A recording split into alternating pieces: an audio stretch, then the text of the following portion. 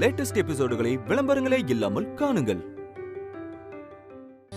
ஆத்தா, வரும்போது பூஜை சாமான் எல்லாத்தையும் எடுத்துட்டு வந்துரு.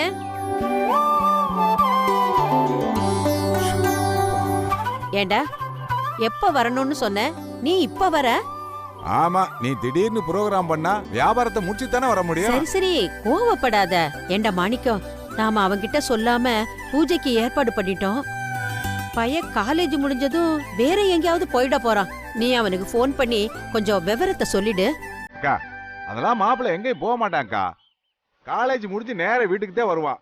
அதுக்கு இல்லடா, அவனுக்கு திரும்ப சீட்டு கிடைச்சதும் குலதெய்வம் கோயில்ல 108 விளக்கு அவன் கையால போடுறேன்னு அமுதா வேண்டிக்கிட்டாளாம்.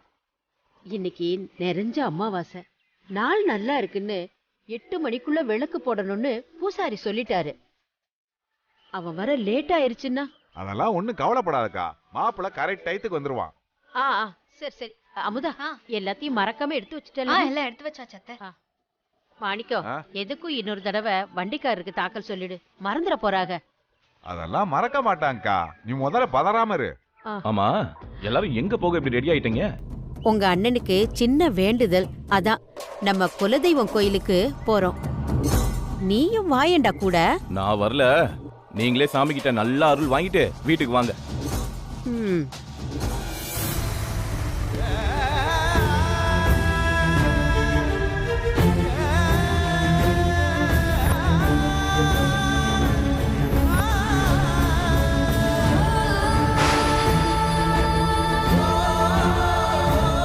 இவனுக்குலாம் படிக்கிற வயசா சார்? குடும்பம் நடத்த வேண்டிய வயசு. இந்த வயசுல எல்லாம் படிக்க வந்தா புத்தி இப்படிதான் போகும்.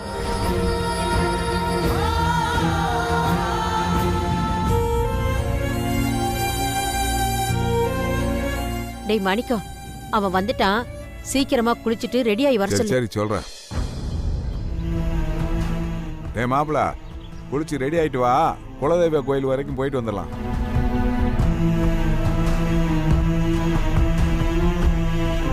டேய், என்னடா கேட்டுக்கிட்டே இருக்கேன், பதில் சொல்லாம நிக்கிற?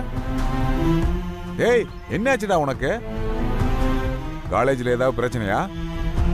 எனக்கு வாழ்க்கை பிரச்சனையா இருக்கு மாமா. இப்ப என்னடாச்சு உனக்கு?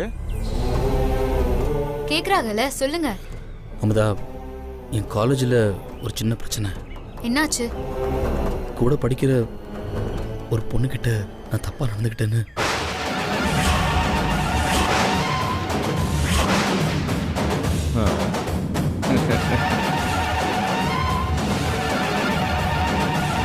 நான் அப்படிலாம் எதுவும் பண்ணல. அந்த பொண்ணு ஏன் அப்படி சொல்லிச்சுன்னு தெரியல. போச்சு, எல்லாம் போச்சு, எல்லாம் போச்சு. ஏண்டா, அந்த பொண்ணு மாத்தி நடந்துக்குச்சா இல்ல நீ தப்பா நடந்துகிட்டு இங்க மாத்தி பேசுறியா? சொல்றா.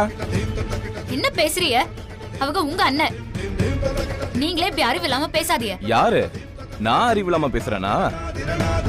நீதான் ஒரு பொண்டாட்டி புருஷன்கிட்ட எப்படி நடந்துக்கணும்னு அறிவு இல்லாம நடந்துகிட்டு இருக்க.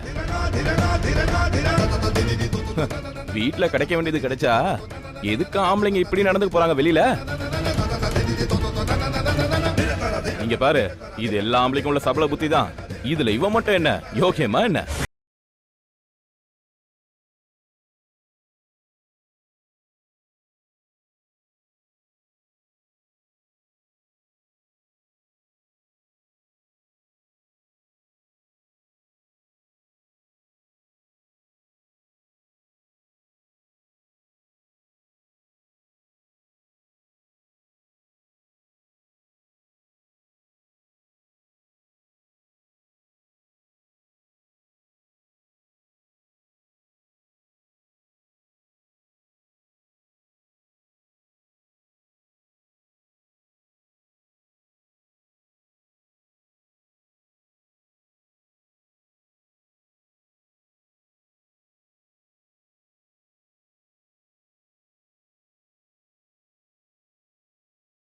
போட்ட போல இருக்குது.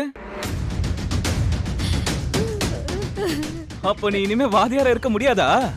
அப்போ வாதியாருக்கு அவ்வளவுதானா? டண்டனக்கா டன் தான். ஓ தானா? டேய் போடா கிறுக்குப்ப.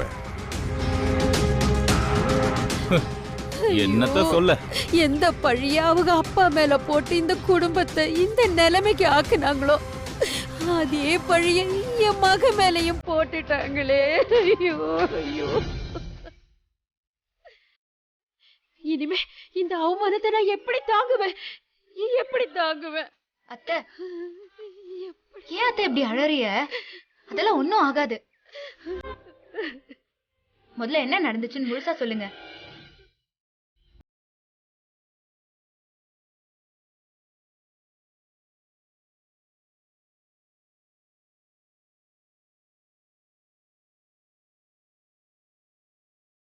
நீங்க தப்பு பண்ணல. அப்புறம் என்ன? எதுவும் தப்பா நடக்காது. நம்ம பக்கம் நியாயம் இருக்கு, அந்த ஆண்டவன் துணையும் இருக்கு. ஏண்டா மாப்பிள, உனக்கு மட்டும் ஏண்டா இப்படி நடக்குது? இதை யாரோ நல்லா பிளான் பண்ணித்தான் பண்ணிருக்கானுங்க. இதை விடக்கூடாது, இதை விடக்கூடாதுமா.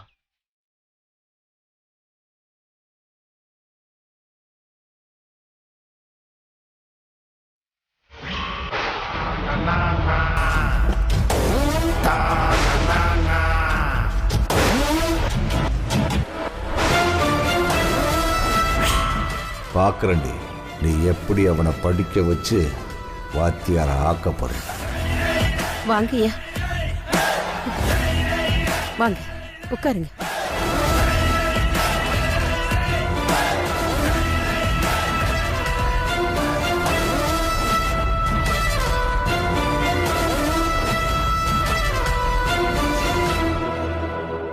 விஷயம் காலேஜில் இருந்து ஸ்கூல் வரைக்கும் என் காதுக்கு வந்துச்சு.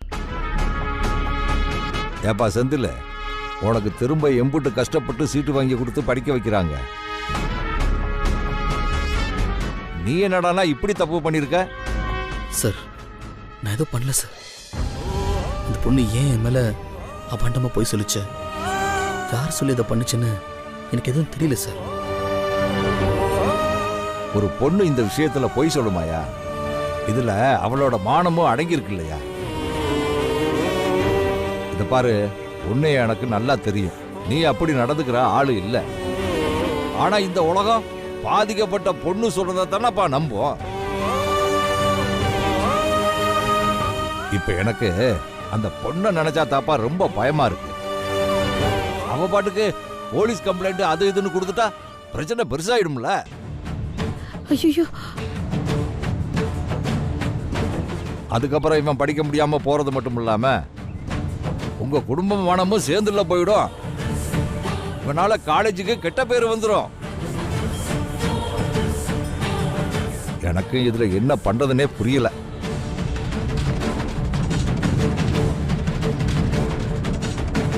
கதிரேசன் குடும்பத்துக்கு ஒரு கெட்ட பேருனா அதை பார்த்துக்கிட்டு நானும் சும்மா இருக்க முடியாதுல்ல.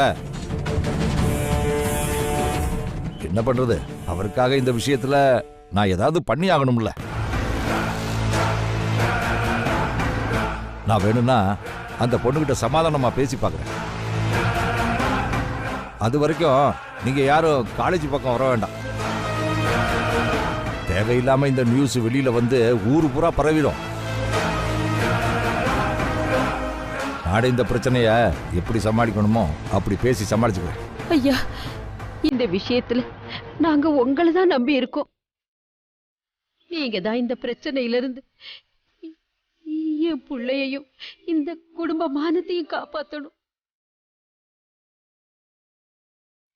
இத பரம்பரை பழியா ஆகாம பாத்துக்கங்க.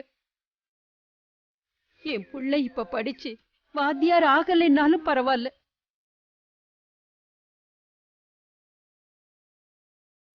அவங்க அப்புச்சிக்கு வந்த பழி இப்ப என் பிள்ளைக்கு வந்துடக்கூடாது. எங்க கௌரவம் திரும்ப போயிடாம நீங்க தான் காப்பாத்தணும் ஐயா. ஐயா, நாங்க உங்களை தயா நம்பி இருக்கோம், கைவிட்டுறாதீங்க. சரி, நீங்க ஒண்ணும் கவலைப்படாதீங்க, நான் இருக்கேன் இல்ல, பாத்துக்கிறேன். ஐயா,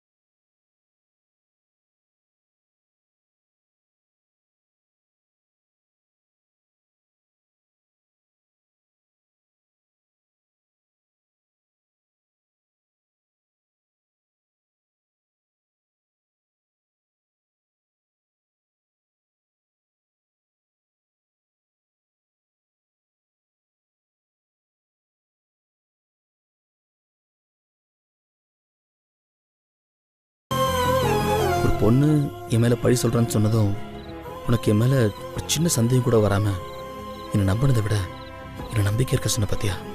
அப்போதான் உனக்கு என் மேலே அம்பிட்டு நம்பிக்கையா? என்ன அவ்வளோ நம்புறியா? என்ன நம்புறேனா? நான் உங்க பொண்டாட்டி, புரியுதா? உங்களை நான் நம்பாம வேற யாரு நம்புவா? புருஷன் பொண்டாட்டி உறவுனா என்ன நினைச்சிய?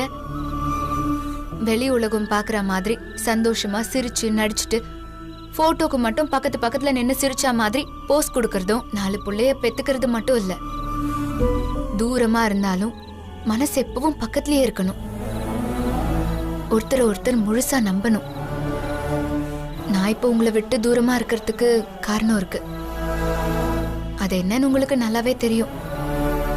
நான் தூரமா இருந்தாலும் என்னைக்குமே என் மனசு உங்க பக்கத்திலேயே தான் இருக்கும். அது உங்களுக்கு ஒண்ணுன்னா ஆளா ஓடி வந்து நிக்கும். உங்களை என்னைக்குமே எந்த இடத்துலயுமே யாரு முன்னாடியும் விட்டு கொடுக்க மாட்டேன். தாலி கட்டின பொண்டாட்டி கிட்ட உரிமை இருந்தும் அவ விருப்பம் இல்லாம தொடக்கூடாதுன்னு கண்ணியமா இருக்கிற நீங்களா முன்ன பின்ன தெரியாத இன்னொரு பொண்ணு கிட்ட போய் தப்பா நடந்துக்க போறிய? நான் உங்களை முழுசா நம்புறேன்.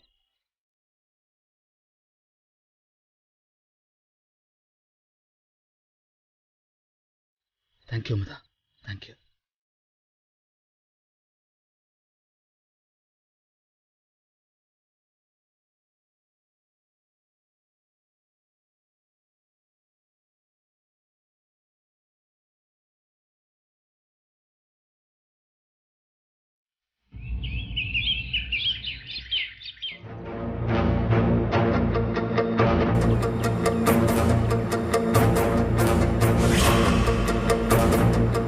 என்னையா செந்தில், இப்ப என்ன பண்றதுன்னு தெரியல.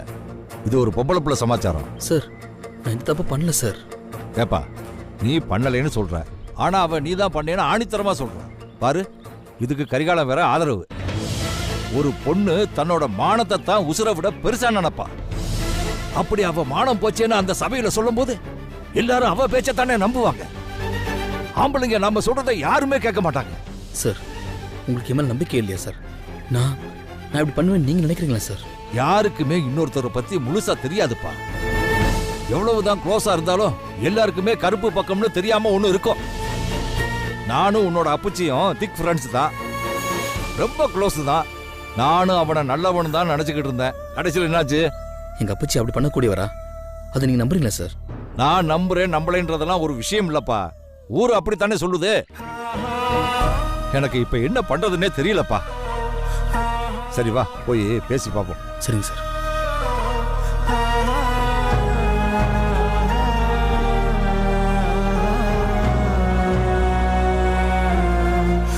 என்ன சார் நீங்க இவனை போய் என்ன விசாரிக்க வேண்டியது இருக்கு? இங்க பாருங்க சார், இவனுக்குலாம் என்கொயரி வச்சு ஏன் சார் எல்லாரோட நேரத்தையும் வீணடிக்கிறீங்க?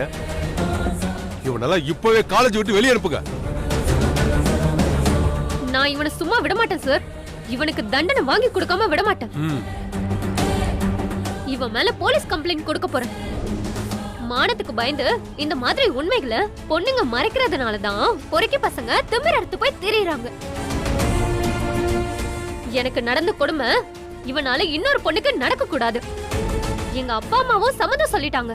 நான் கம்ப்ளைண்ட் கொடுக்க போறது உறுதி சார். ஏமா, உன்னோட கோபம் நியாயமானதுதாம்மா. ஆனா கொஞ்சம் யோசிச்சு பாருமா. போலீஸ் கேஸ்ன்னு போனா அவ்வளவு நல்லா இருக்காதம்மா. இந்த பையன் நமக்கு ரொம்ப வேண்டப்பட்டவம்மா. நான் அதுக்காக அவனுக்கு சப்போர்ட் பண்ணி பேசுறதா நினைக்காத. அதனால இப்போ இவனை மன்னிக்கிறத பத்தி கொஞ்சம் யோசிச்சு பாருமா. இதுக்குள்ள நம்ம காலேஜ் மானமும் அடங்கி இருக்குமா? என்ன சார் நீங்க? இவன மாதிரி ஆளுங்களுக்கெல்லாம் முதல்ல நாம சீட்டு கொடுத்தே தப்பு சார். இவனெல்லாம் மன்னிச்சு விட்டா சரியா வராது சார். சார் இருங்க சார். அம்மா, நீ என் கூட கொஞ்சம் தனியா வாமா, உங்ககிட்ட கொஞ்சம் பேசணும் வா.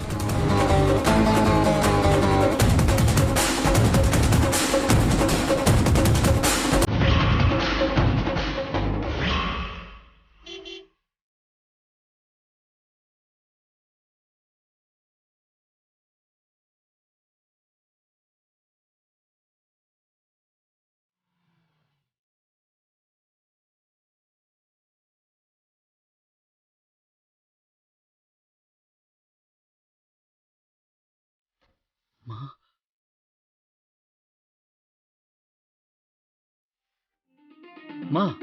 நீங்க எதுக்கு வாங்கி வந்தீங்க? யார் இங்க வர சொன்னா? நான் தான் இவங்களை கூட்டிட்டு வந்தேன். எல்லா காரணமாதான். ஏமா, உங்களை யாரு இங்க வர சொன்னா? நான் தான் இங்க எல்லாத்தையும் பாத்துக்கிறேன்னு சொன்னேன்ல.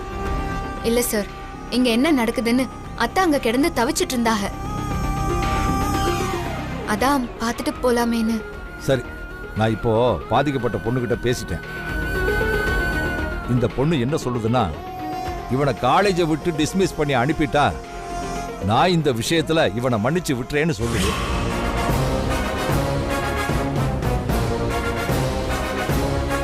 இதுதான் நம்ம காலேஜுக்கும் அந்த பொண்ணுக்கும் எல்லாருக்கும் நல்லதா படுது.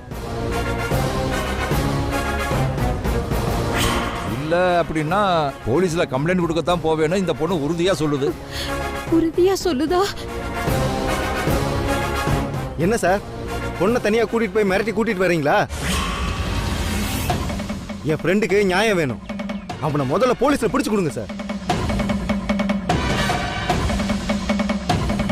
இத பாருப்பா, பாதிக்கப்பட்ட பொண்ணு அவனை காலேஜை விட்டு அனுப்பிட்டா மன்னிச்சிரேன்னு சொல்லுது. சார், அதெல்லாம் முடியாது சார். அவனை கண்டிப்பா போலீஸ்ல பிடிச்சு கொடுங்க சார். சார், இவனெல்லாம் விடக்கூடாது சார். பார்த்து சும்மா இருக்க முடியாது. இந்த மாதிரி ஆளை வச்சுக்க கூடாது சார். அது வரைக்கும் நாங்க நீங்க தான் கண்டிப்பா நாங்க போக மாட்டோம் சார். நீங்க போலீஸ்ல பிடிச்சு கொடுக்க போறீங்களா இல்லையா? பிடிச்சு கொடுங்க சார். அத முதல்ல சொல்லுங்க சார். பிடிச்சு கொடுங்க சார். இப்படி இத எல்லாம் பாருப்பா, இப்படி ஆளாளுக்கு பேசிக்கிட்டு இருந்தா ஒரு முடிவுக்கு வராது. நீங்க வாங்க, எல்லாரும் பிரின்சிபால போய் பாப்போம். வாங்க. ஏய், வாங்கடா போலாம்.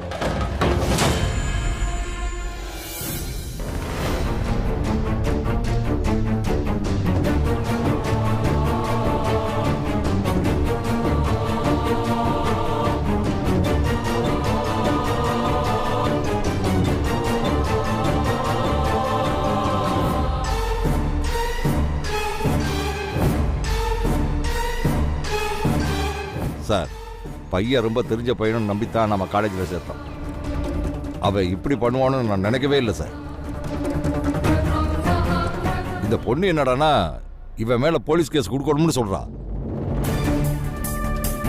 போலீஸ் கேஸ் அது இதுன்னு வந்துச்சுன்னா தேவையில்லாம காலேஜ் பேரு தான் சார் கெட்டு போகும். இவனை சேர்த்துக்கிட்டா அப்புறம் தேவையில்லாம யூனிவர்சிட்டியில இருந்து நோண்டுவாங்க. அதனால தான் நான் அந்த பொண்ணுகிட்ட சமாதானமா பேசணும்னு சொல்றேன். அவ என்ன சொல்றான்னா, காலேஜில இருந்து அவனுக்கு டிசியை கொடுத்து அனுப்பி வச்சுட்டா நான் இந்த கேஸை இப்படியே விட்டுறேன்னு சொல்றா. எனக்கும் அதுதான் சார் சரின்னு படுது. என்னம்மா, உனக்கு இதுல சம்மதமா இல்ல நீ எதுவும் சொல்ல விரும்புறியா?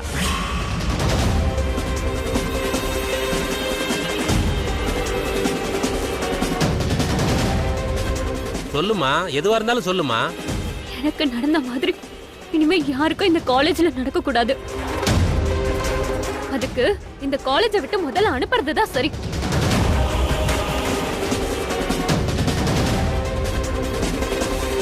நீ என்ன சொல்ற செந்தில்? யோ செந்தில், அப்புறம் என்னையா, பேசாம கையெழுத்த போட்டுட்டு டிசியை வாங்கிட்டு போ. அதுக்கப்புறம் தேவையில்லாம போலீஸ் கேஸ்னு உங்க குடும்பம் தான் அசிங்கப்பட வேண்டியிருக்கும். 4 செவத்துக்குள்ள விஷயத்தை முடிக்க பாருங்க. சார், ஒரு நிமிஷம். நீ என்னமா சொல்ல போற? என் புருஷன் நல்லவர் வல்லவரும் சொல்ல போறியா? இங்க பார், எல்லா அம்மாவுக்கும் தான் பிள்ளை நல்ல பிள்ளை தான். அதே மாதிரி தான் உன் புருஷன் என்ன தப்பு பண்ணாலும் நீ நல்லவன் தான் சொல்லுவ.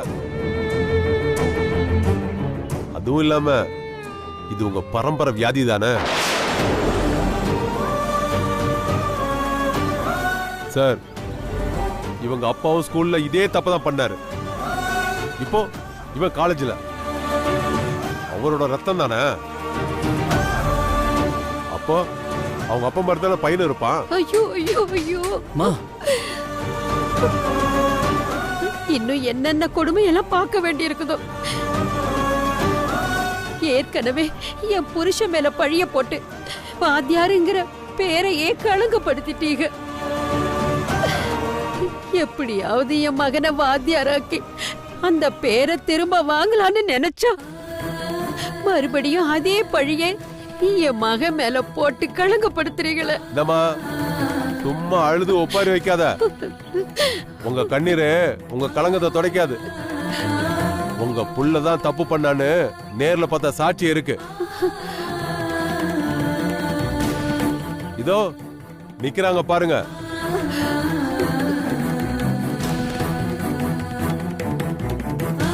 அதுல நானும் ஒரு சாட்சி தான். அதே மாதிரி உங்க புள்ள தப்பு பண்ணலன்னு சொல்றதுக்கு உங்ககிட்ட ஏதாவது ஆதாரம் இருக்கா?